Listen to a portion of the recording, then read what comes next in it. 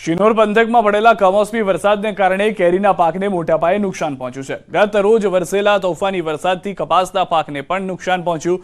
કેરીની ખેતી કરનાર ખેડૂતોના માથે આફતનો માર પડ્યો। આંબાવાડિયા રાખનાર ખેડૂતોની હાલત અત્યંત કફોડી બની ગઈ છે।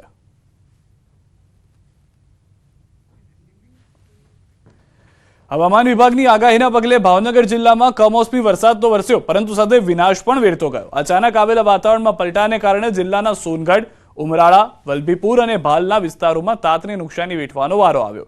ગઈકાલે જે વરસાદ વરસ્યો તેના કારણે ખેડૂતોને 30 થી 40% જેટલું નુકસાન વેઠવાનો વારો આવ્યો અને સૌથી વધુ આંબાને નુકસાન પહોંચ્યું હોવાનું ખેડૂતો જણાવી રહ્યા છે। તારે તો અમારે આંબા છે, તો આંબામાં તો બહુ નુકસાની આવી। પહેલેથી કાંઈ આંબા આવ્યા નથી અને ખરી ગયું જે હતું એ। આજુબાજુમાં તે બધે લીંબુમાં છે, આંબામાં છે, બધે નુકસાની તો બહુ આવી છે। ઝાડ છે ઊભી બધી પડી ગયેલી છે। આ તરફ સુરતના રહેવાસી 8 લોકો નર્મદા નદીમાં ડૂબી ગયા છે। મહત્વના અને મોટા સમાચાર, જેમાંથી એક વ્યક્તિને બહાર કાઢી લેવાયો છે, જ્યારે 7 લોકોની શોધખોળ થઈ રહી છે। એનડીઆરએફ અને ફાયર બ્રિગેડની ટીમ લાપતા લોકોની શોધખોળ કરી રહી છે। સુરતથી આવેલા પ્રવાસીઓ નદીમાં નાહવા ગયા હતા, જ્યાં ઘટના બની। મૂળ અમરેલી જિલ્લાના વતની અને હાલ સુરતમાં રહેતા આ પ્રવાસીઓ પહોંચ્યા આવ્યા હતા। ડૂબી ગયેલા લોકોમાં 3 બાળકો 15 થી 17 વર્ષના છે। તમામ લોકો સુરતના સણિયા હેમાદ ગામના ક્રિષ્ના પાર્ક સોસાયટીના રહીશો છે। 5 કલાકથી વધુ સમય બાદ પણ તમામની ભાળ નથી મળી। રાજપીપળા પાલિકાની ફાયરની ટીમ અને એનડીઆરએફની ટીમ હાલ શોધખોળ કરી રહી છે।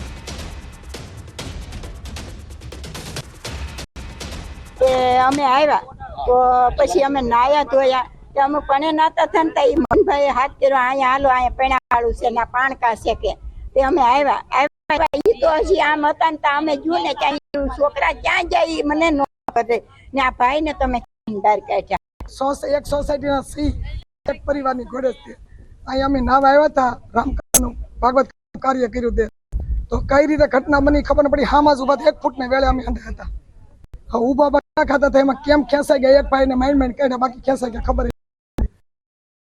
નહીં। સંવાદદાતા દીપક પાસેથી પણ મેળવ્યું। દીપક, જે રીતની પરિસ્થિતિ હાલમાં છે, કઈ રીતની કામગીરી થઈ રહી છે, શું વધુ જાણકારી મળી રહી છે? એક વ્યક્તિ સિવાય અન્ય કોઈની ભાળ મળી કે કેમ?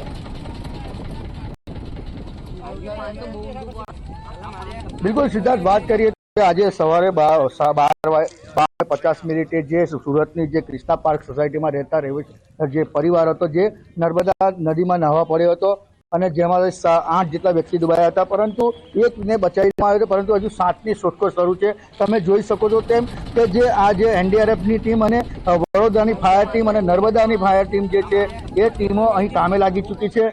કહી શકાય કે જે સવારથી અત્યાર લગીમાં 5 કલાક થઈ ચૂક્યા છે, પરંતુ હજુ પણ જે 7 લોકો છે જે લાપતા છે અને હજુ સુધી મળ્યા નથી।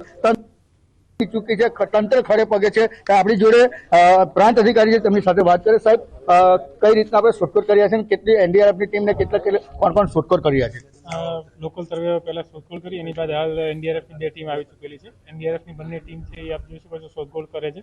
વડોદરા ફાયરમાંથી 2 ટીમ આવી ગયેલી છે, એ પણ શોધખોળ કરી જ રહી છે। એ સિવાય આપણને લોકલ સર્વેયાઓ છે અને લોકલ માછીમારો છે, એના દ્વારા પણ સતત પ્રયત્નશીલ કરી રહ્યા છે કે જલ્દીથી જલ્દી આપણને શોધી શકીએ।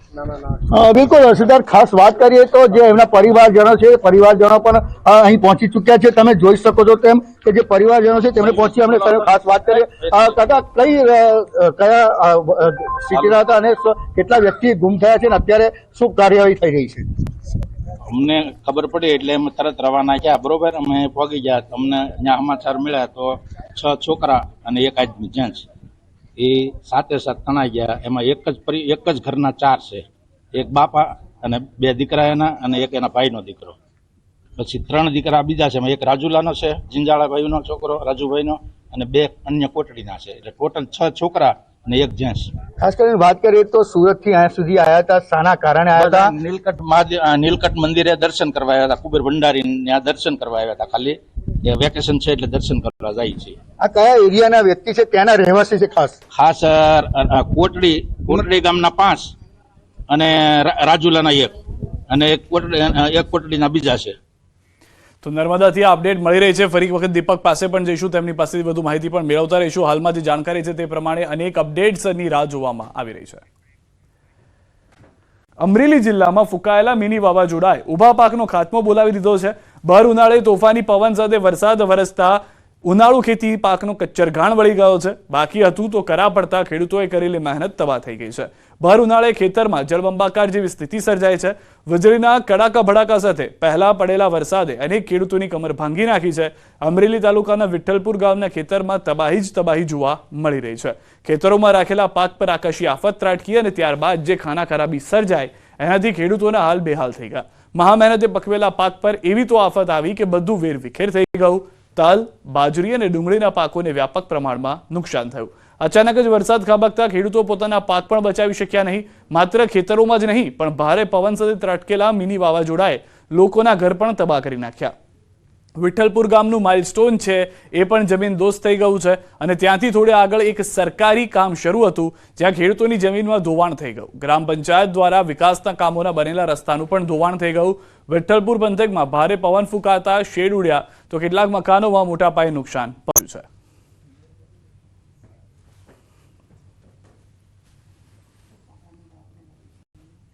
જે પવન સાથે અતિથી ભારે અતિ વરસાદ અને પવન વાવાઝોડા જેવો પવન હોવાથી ગામની અંદર મકાનોને મોટું નુકસાન થયેલું છે. જે ડબલ માળના મકાન હતા એમાં ઉપર જે પતરાના છાપરા કરેલા તે બધા જ ઉડી ગયા છે.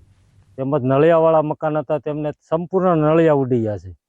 એટલે ગામની અંદર મોટામાં મોટું નુકસાન છે. મકાન, અનાજ, કઠોળ અને માટે ભારે નુકસાન થયું છે. અને મકાનમાં શું શું નુકસાનીઓ થઈ છે? મકાન માથે બાજુ માથે આવ્યો, બરોબર, 5 મકાન ધરાશય થઈ ગયા છે.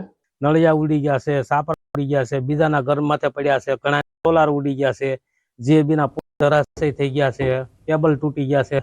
બહુ મોટી નુકસાની છે.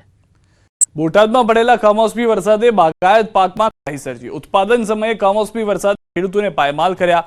અચાનક આવેલા વાતાવરણમાં પલટા બાદ અહીં પવન અને કરા સાથે વરસાદ વરસ્યો, જેના કારણે બાગાયત ખેતીના ફાલ ખરી જતા પાક પાત થયો. શાકભાજી, ચીકુ, પપૈયા, તલ, જુવારને નુકસાન પહોંચ્યું તો આંબા પરથી કેરી ખરી પડી. તૈયાર પાક પર આફત વરસતા ખેડૂતો હતાશ થયા. ખેડૂતોને આશા હતી કે આ વખતે પાક સારો થશે અને તેમને સારા ભાવ મળશે, પરંતુ વરસાદે ફરી એક વખત તબાહી મચાવી. ખેડૂતોએ વાવેતર માટે વ્યાજે પૈસા લેવા સિવાય કોઈ વિકલ્પ ન હોવાની વ્યથા ઠાલવી સરકાર પાસે સહાયની માંગ કરી. બાગાયતમાં વધારે થયું છે, તલમાં થયું છે, રીંગણમાં થયું છે, ભીંડામાં થયું છે. ઢોરનો ઘાસચારો બધો બગડી ગયો છે. બહુ નુકસાન થયું મોટા પાયે. હવે હાલત તો ખેડૂતની ફૂલ ગંભીર છે, બરોબર. હવે નવાસરથી ખર્ચો બધો કરવાનો થાય, બહારથી લાવવાના થાય પૈસા, લોન ઉપાડવાની થાય. ખેડૂત અમુક કોઈ જોતું નથી. અત્યારે અમુક ખેડૂએ જે ખેતી પૂરી કરી નાખી છે એને તકલીફ છે, એને ફરીને હાંતી અંકાવવા પડશે. અને બીજું અમુક જે કોઈને બાકી હોય તો એને કોઈ તકલીફ નથી. બાકી અમુકે સાહ નાખ્યા છે, અમુક ટપક પથરાઈ ગઈ છે. એ બધાને પવનના હિસાબે બહુ મોટું નુકસાન છે. અત્યારે ખેડૂત નુકસાન અત્યારે જ્યાં અત્યારે ખાતર ને બાતર લાવવાની જરૂર હોય એમ કે હવે આમાંથી કંઈક નવું આવતું જાય, આવક એમાંથી લેતા જાય, બધું પાયમાલ થાય. હમણાં બકાલામાં કોઈ જાતની આવક આવશે નહીં અને ભાવ વધશે, ઘટ પડે એટલે ભાવ વધશે તો ખેડૂત પાકશે નહીં. જ્યારે ખેડૂત પાકશે તો પછી નિકાસ ને આ તે સરકાર બંધ કરી દે છે અને સરકાર કોઈ જાતની સહાય આમાં આપતી નથી. ખાતરના દવાઈઓના નગર ભાવ જ વધારે છે. શિનોર પંથકમાં પડેલા કમોસમી વરસાદને કારણે કેરીના પાકને મોટા પાયે નુકસાન પહોંચ્યું છે. ગત રોજ વરસેલા તોફાની વરસાદથી કપાસના પાકને પણ નુકસાન પહોંચ્યું. કેરીની ખેતી કરનાર ખેડૂતોના માથે આફતનો માર પડ્યો. આંબાવાડિયા રાખનાર ખેડૂતોની હાલત અત્યંત કફોડી બની ગઈ છે.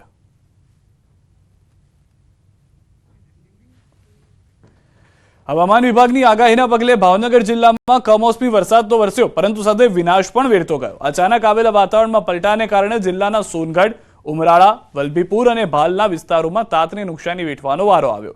ગઈકાલે જે વરસાદ વરસ્યો તેના કારણે ખેડૂતોને 30 થી 40% જેટલું નુકસાન વેઠવાનો વારો આવ્યો અને સૌથી વધુ આંબાને નુકસાન પહોંચ્યું હોવાનું ખેડૂતો જણાવી રહ્યા છે. ત્યારે તો અમારે આંબા છે, તો આંબામાં તો બહુ નુકસાની આવી. પહેલેથી કાંઈ આંબા આવ્યા નથી અને ખરી ગયું જે હતું એ. આજુબાજુમાં તે બધે લીંબુમાં છે, આંબામાં છે, બધે નુકસાની તો બહુ આવી છે. ઝાડ છે ઊભી,